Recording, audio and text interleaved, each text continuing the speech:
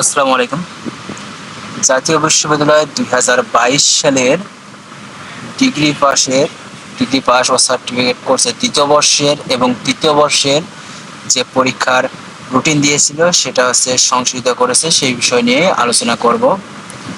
এখানে দেখো, অনার্স দ্বিতীয় বর্ষের যে পরীক্ষাগুলো ছিল, পরবর্তীতে তারা নোটিশ দিয়েছে যে গত যে রুটিনটা প্রকাশ করেছে সেই রুটিনটা পরিবর্তন সংক্রান্ত এই নোটিশটি প্রকাশ করেছে।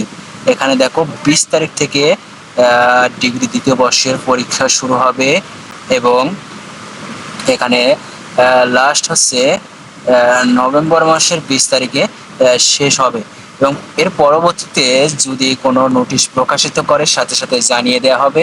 এরপরে তোমরা দেখো যে ডিগ্রি তৃতীয় বর্ষের যে সংশোধিত 2022 সালের তৃতীয় বর্ষের পরীক্ষার সংশোধিত যে সময়সূচি সেটা 25 নভেম্বর 2020, অর্থাৎ নভেম্বর মাসের 25 তারিখ থেকে শুরু হবে এবং শেষ হবে 31 ডিসেম্বর 2024।